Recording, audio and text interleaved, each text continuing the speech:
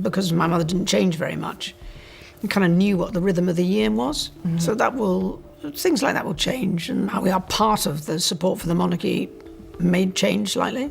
Who knows? King Charles froze when Princess Anne shared the Queen's last words about Catherine, shaking the royal family to its core. Charles stood still, crushed under the weight of what he heard, while the future of the crown shifted without a sound. Tune in as one quiet memory tears open a secret that will haunt the House of Windsor forever. The silent shift. The walls of Windsor had seen centuries of power, betrayal, love, and loss. They had withstood wars and weddings, whispers and wars. But that day, what passed between Princess Anne and her closest circle was something different. No battles were fought, no banners were raised. Yet the entire future of the House of Windsor trembled. But what they decided that day would shake the crown to its core. It started quietly.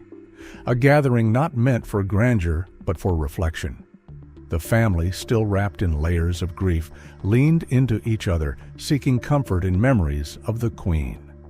Her legacy was carved into stone and stitched into banners, but there were things, deep things, that no historian could ever capture, things only hearts could hold. Anne stood in a corner of the old hall, her hands folded tightly, her face carved in solemnity. She had waited, watched, measured the mood of the room, the weight in each gaze. Only when the moment felt right did she step forward, her voice low but clear, carrying across the room like the toll of an ancient bell. It was not a confession. It was not a command. It was a memory, preserved with care, pulled from the last private hours she had spent with her mother. A conversation meant for no audience, a thread woven between two women who had known the cost of crowns better than anyone else alive. Anne spoke of a simple moment. No ceremony, no gold-threaded declarations. Just a quiet afternoon between a mother and a daughter, sharing tea and looking out across gardens. Older than memory. It was there, as the sun dipped low and the world slowed, that the Queen spoke. The room tightened as Anne's words fell like stones into still water. King Charles, so practiced in the art of composure, so weathered by duty and expectation, stood utterly still. His face, carved by years of public life, betrayed nothing, and yet everything. His silence roared. The Queen had seen what others had missed or chosen to ignore. Beneath Catherine's careful smiles and polished appearances, Elizabeth had recognized something raw and rare, an unshakable core. The kind of strength that could not be taught, inherited, or faked. Anne's voice did not falter. She repeated her mother's quiet conviction. Catherine, not by blood, but by spirit, had the heart to carry the monarchy through the storms that were coming. And they were coming. Even then, the Queen had seen them brewing. Waves of doubt, demands for change, the relentless glare of a world that no longer revered crowns as it once did. The monarchy's survival would depend not on titles or tradition, but on human grace. On someone who could lead by standing still, love by listening, rule by remaining real. Catherine had been tested already. Under the crushing weight of scrutiny, jealousy, and expectation, she had not broken. She had not lashed out or crumbled. She had endured, quietly, steadily, like a stone under the endless pounding of waves. The Queen had watched it all unfold, saying little, revealing even less. But in her heart, the decision had been made. Anne finished her story. The room fell into a silence so heavy it seemed to tilt the earth. No one dared to fill it. No one dared to deny it. Charles, burdened by his own legacy, by years of waiting and wondering, could only bow his head slightly, his shoulders folding inward under the invisible weight of his mother's final judgment. It was not a rejection. It was not a slight. But it was a revelation. And revelations have a way of changing everything. The Queen had not named Catherine heir to the throne. That would have been impossible, impractical, a breaking of every rule that kept the monarchy intact. But she had named her, something perhaps even more crucial, the keeper of its heart. Anne, ever the steadfast soldier, had not rushed to share the message. She had waited, sensing the tremors building beneath the surface of the royal world. She knew the message would only matter when the ground was already shaking, when faith needed to be restored, not assumed. And now, with the future looking more uncertain by the day, she had finally let it go. The silence stretched on. It wrapped itself around every person in the room, binding them to a truth they could neither escape nor erase. Across the hall, portraits of kings and queens long dead seemed to lean closer, as if listening. Outside, the ancient trees stood still, their leaves unmoving in the heavy air. Time itself seemed to slow, waiting to see what would come next. Catherine, far from the room, likely unaware of the storm gathering on her behalf, continued her quiet work, visiting charities, supporting families, shielding her children from the worst of the world's hunger. She did not yet know that her name had been set alight in whispers that day, that an old, dying wish had finally been spoken aloud. She did not know that somewhere deep within the heart of a crumbling, shining kingdom, a silent shift had begun. And once such things begin, they cannot be undone. Anne folded her hands once more, her message delivered, her burden lifted. She did not ask for approval or agreement. She simply offered the truth. What others did with it was no longer her concern. The monarchy would never be the same. It had been marked, not by decree or law, but by the soft, unbreakable thread of trust spun from the heart of a queen who had lived long enough to see the old world die and the new one begin. And in that terrifying new dawn, she had seen Catherine, and she had chosen. The weight of that choice now rested in the air, heavier than any crown, sharper than any sword. The future had shifted. The question was no longer who would wear the crown, but who would carry it with the grace it demanded. And the answer, whispered across the centuries-old stones, was clear. Catherine, the weight beneath the crown. The revelation did not explode like a thunderclap. It did not shatter windows or topple statues.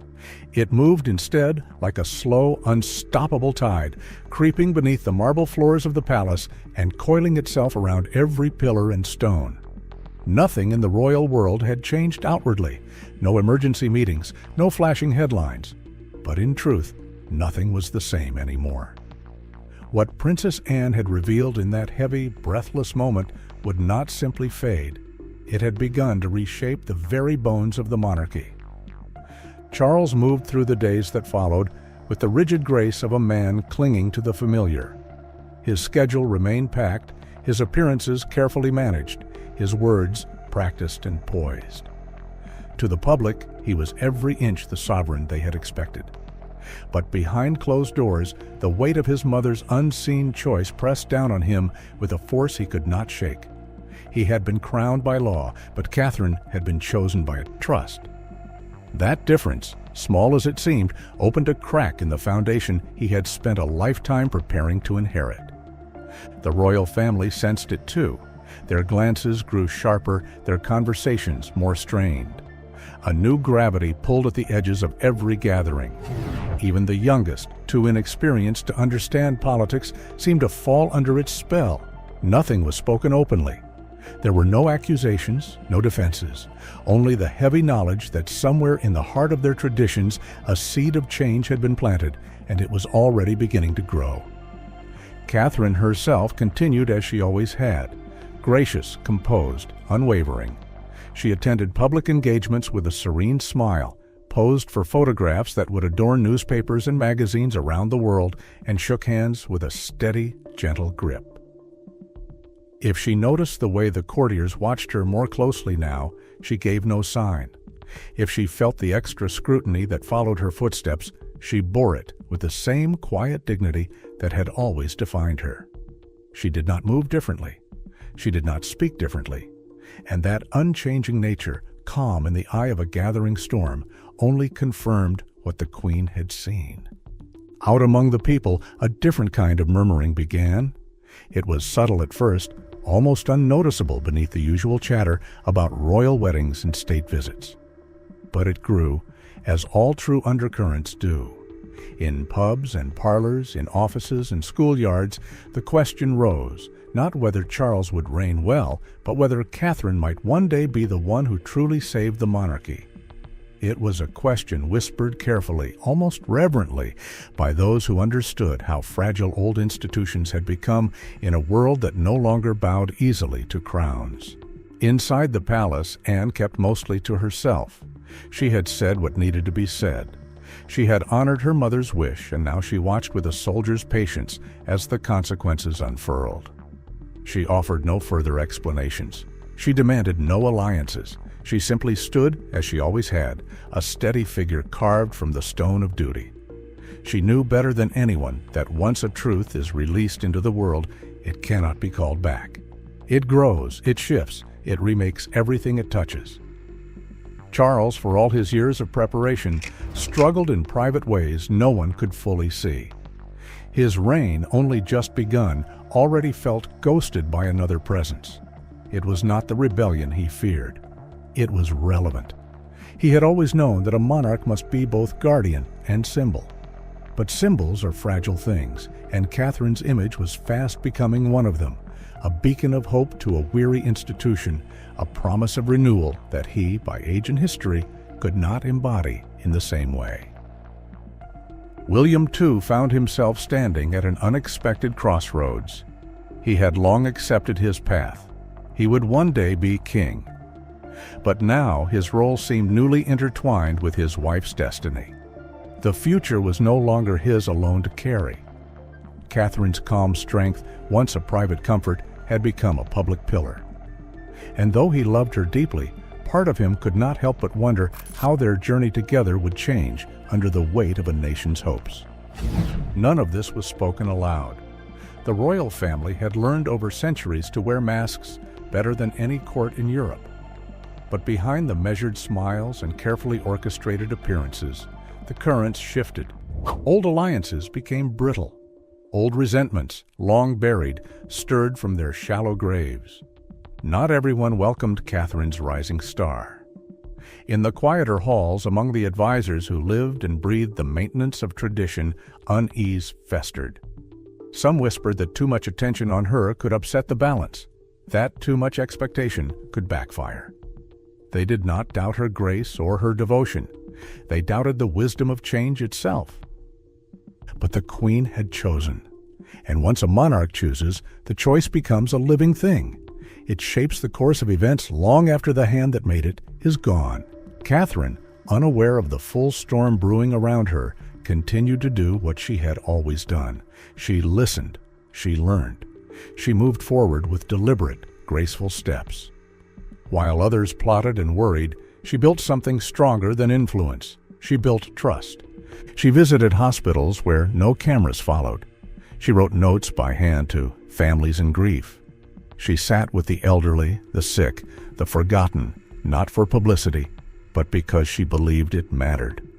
Each small act was a thread, and together they wove a tapestry of quiet leadership, more powerful than any speech or decree. And the people noticed.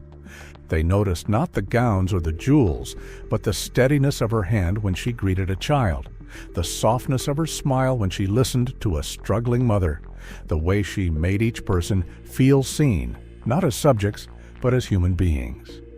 In an age of cynicism, that authenticity mattered. In a time when even the oldest thrones could crumble, it was perhaps the only thing that did. The press tried, as it always did, to stir news stories, to find cracks, to build narratives that could sell papers. But Catherine gave them nothing to twist. She moved through their storms like a lighthouse through fog, steady, untouchable, real. And somewhere deep within the palace, where the real battles were fought, not with swords but with silences, a realization began to take root. The monarchy's survival might depend not on tradition alone, but on the unshakable humanity of one woman who had never sought the spotlight, but had, by quiet necessity, come to embody its best hopes. Anne saw it, William saw it, even Charles in his loneliest hours could not deny it. And the Queen, if she were watching from whatever unseen place her spirit lingered, would have smiled. Because the crown is heavy. It always has been. It crushes those who seek it for themselves. But for those who carry it for others, for duty, for love, for something larger than themselves, it can become something else entirely. The future no longer belonged solely to kings and queens written into dusty scrolls. It belonged to hearts like Catherine's, beating strong and steady against the pull of the past. And as the ancient halls of Windsor whispered through stone and memory, the truth held firm, bound not by decree, but by faith. The Queen had seen Catherine, and she had chosen her. No matter what storms came, that choice would remain, but alive in the steady, enduring grace of a woman who had been called not to rule with power, but to lead with heart. The quiet heart of a storm. The old palace breathed around them, as if alive with the weight of centuries. Portraits stared down from darkened walls, their painted faces frozen in expressions that once held power and pride. Yet even they, long dead and long crowned, seemed to sense that something invisible was moving through the royal bloodlines, something older than custom and stronger than decree. It was not rebellion that stirred. It was realignment, a subtle bending of fate's hand, shifting the center of gravity without ceremony or permission. The Queen had seen it before she passed beyond the veil of time. She had felt the currents changing and had whispered her trust not into proclamations or public decrees, but into the ear of the one daughter who could carry such a burden without breaking it. Anne had done her part. Now the kingdom itself responded, like a great ship leaning into a new and unseen wind.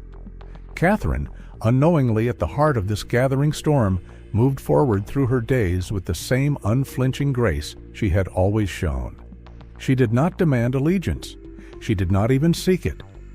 But it flowed to her all the same, drawn by the quiet gravity of a spirit that refused to fracture under pressure. While others spoke of change in hurried whispers behind closed doors, Catherine became change without uttering a single word. Her every small act, a hand laid lightly on a grieving mother's shoulder, a moment spent kneeling to speak to a child, wove a deeper connection to the people than any speech or edict could ever hope to achieve. In rooms filled with velvet and gold, where power had traditionally been displayed like a jeweled sword, Catherine brought something unseen, but far more dangerous to the old order: authenticity.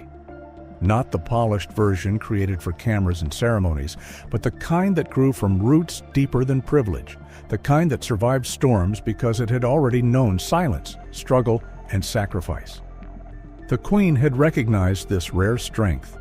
She had named it quietly, carefully, as the safeguard the monarchy would one day desperately need.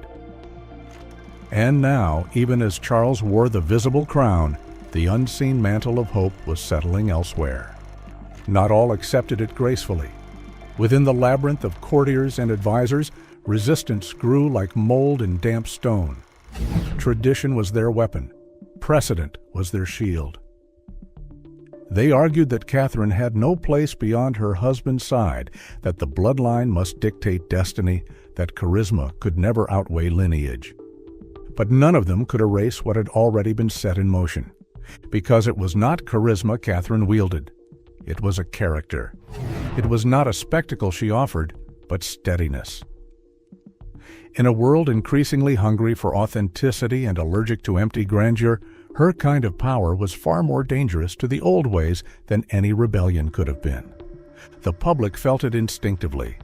They watched her with an attentiveness usually reserved for those already wearing crowns.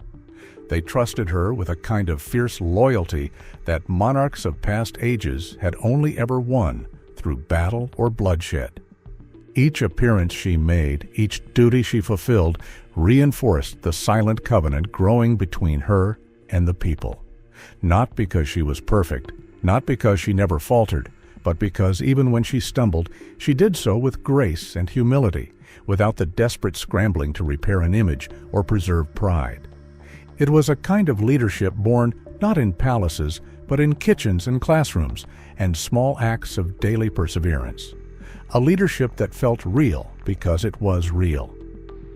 Within the private councils of the royal household, plans shifted quietly. Catherine's schedule grew heavier.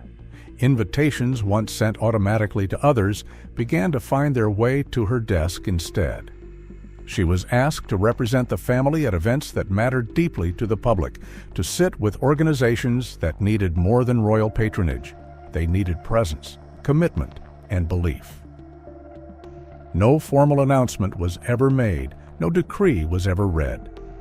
But among those who understood how power truly moved in the ancient veins of the monarchy, it was clear. Catherine was being prepared for something greater than anyone had publicly dared to say, not to rule in name, to endure in spirit. It was a role the Queen had once fulfilled herself, carrying a crumbling empire across decades by sheer will and quiet fortitude.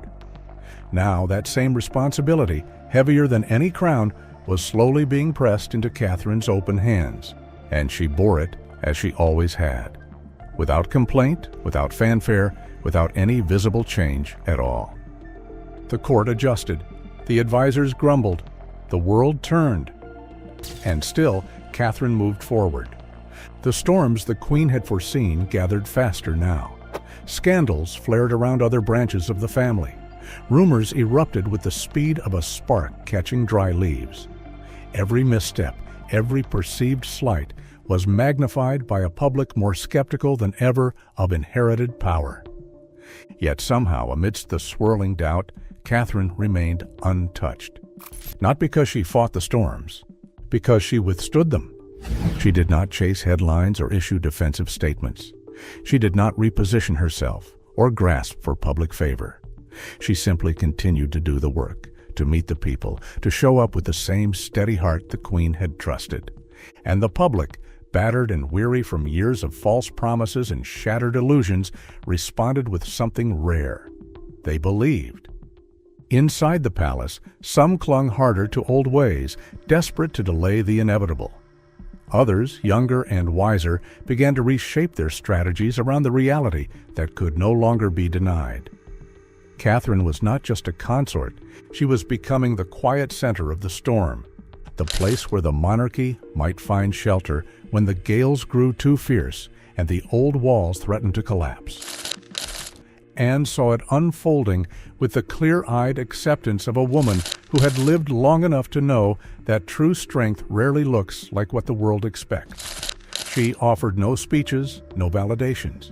She simply continued to support, quietly but fiercely, the future her mother had entrusted her to protect. And Charles, though burdened by the complex tangle of legacy and longing, began, perhaps reluctantly, perhaps humbly, to see it too. In the fading light of ancient halls, where portraits of long-forgotten rulers stared blindly into the gathering dusk, a new kind of legacy was being written. Not in ink or marble, but in the quiet constancy of a woman who had never needed a crown to prove her worth. The future would not be won with grandeur. It would be kept with grace. The kingdom would not be saved by might. It would be held together by quiet endurance. And in the center of it all, as the storms gathered and the old stones groaned under the shifting weight of history, one figure stood steady and unafraid.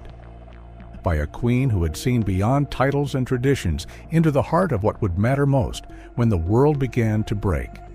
And the heart she had trusted belonged to Catherine, the legacy that chose her. The seasons turned beyond the palace gates, unnoticed by those who walked its ancient corridors, wrapped in layers of tradition and expectation. Inside, time moves differently, stretching and folding as the weight of history pressed down harder than ever. The royal family performed their duties with the seamless grace of actors on a stage they could never leave, smiling beneath crowns that grew heavier with every step. But beneath the surface, something quieter and far more powerful was unfolding. Not a rebellion, not a scandal. Something older, deeper, the fulfillment of a choice made in silence, now rising to meet its moment. Catherine did not announce her place in this changing world. She did not seek to redefine the rules or claim new titles. She simply continued, step by careful step, to embody a kind of leadership that no decree could bestow and no scandal could erode. She showed up when the winds howled, when the public's trust frayed, when the spotlight grew cruel instead of kind. Through each quiet act of resilience, she built something stronger than popularity. She built permanence. The Queen had seen it long before the rest, had placed her trust not in a crown or a council, but in a spirit unyielding to the tides of change. And now, without fanfare, that trust was beginning to reshape the monarchy itself. The old structures resisted. Whispers traveled along velvet halls, carried by those who feared change more than they feared irrelevance. Some clung to the idea that only bloodlines mattered, that only titles secured loyalty. They watched Catherine's rise with a mixture of awe and resentment, unable to deny what they saw, yet unwilling to accept it. But the kingdom beyond the palace walls had already begun to choose. Not because of edicts, not because of ceremonies, because of something far simpler and far more enduring: faith. In a world drowning in noise, Catherine's quiet constancy became an anchor. Each visit to a hospital, each moment spent kneeling to speak to a child, each gesture of sincere humanity carved another stone into the foundation she was building, not for herself, but for the monarchy she served. She did not need to proclaim strength. She lived it. She did not need to demand loyalty. She earned it with every step, every word, every silence she carried with dignity rather than fear. The people saw her not as an untouchable symbol, but as a reflection of the best they hoped for in themselves: steadfastness, humility, grace under relentless pressure. Inside the court, some shifted uneasily, realizing that the old games would not work on her. There were no scandals to exploit, no vanity to manipulate, no hunger for fame to be weaponized. She was, in a word they rarely used because it terrified them, genuine. And genuine was something the monarchy had not seen at its heart for a long time. Genuineness could not be faked. It could not be staged. And once the people recognized it, they did not easily let it go. Anne watched the slow unfolding of her mother's final choice with a silent satisfaction. She had carried the message quietly, letting it settle like a seed planted deep in the earth, knowing it would grow when the time was right. And now, as storms battered the old foundations from every side, scandals, political shifts, social upheaval, Catherine stood firm, not because she fought the winds, but because she had roots deeper than the storms. Anne needed no confirmation. She needed no public validation. She saw in Catherine the fulfillment of a hope that had not died with the Queen, but had merely changed hands, passed from mother to daughter, from sovereign to guardian. William understood it too, though perhaps more slowly. He had always known Catherine's strength. He had leaned on it privately, drawing from her steadiness in moments when the pressures of his role threatened to crush him. But now he saw what the Queen had seen, that Catherine's strength was not merely personal. It was transformational. It was the quiet forge in which a new kind of monarchy could be reforged, one less dependent on spectacle and more anchored in real service, real sacrifice, real connection. And though he bore the title, though he carried the bloodline, he knew he was not walking this path alone. His future, the crown's future, had twined itself irrevocably with hers.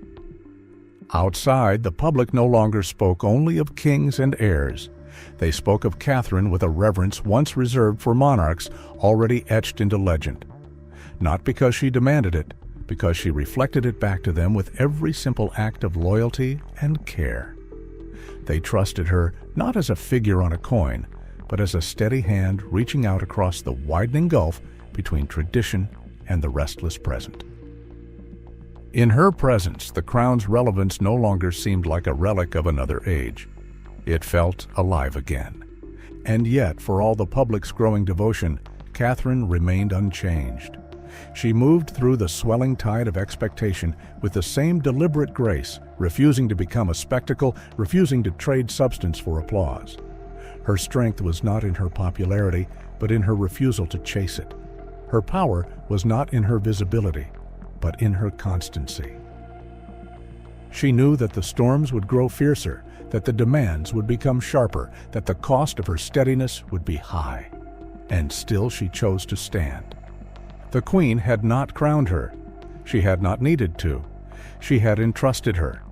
And in a world obsessed with crowns, Catherine proved that trust was the only true currency of leadership.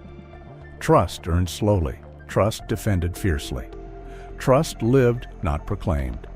It was a legacy heavier than any jewel-encrusted diadem, more sacred than any ancient throne. And Catherine bore it with a humility that made it only shine brighter. As the years pressed forward and as new trials tested the resilience of the royal house, the truth planted so long ago became impossible to deny. Catherine was not merely the wife of a future king. She was the heart of a future monarchy. A monarchy that could survive not because it clung harder to its old glories, but because it dared to let someone real carry its hopes into the storm. The halls of Windsor would echo with other names in years to come. New rulers would rise, new ceremonies would be held, but beneath it all, running like a hidden river through the bedrock of the crown, would be the quiet, unwavering strength of the woman who never asked to be chosen, but who had been chosen all the same. Chosen not for her lineage, chosen not for her titles, chosen for her heart. What if the real strength of the monarchy was never in the crowns or the castles, but in the heart of a woman who never needed either? Leave your thoughts in the comments, like, and subscribe for more.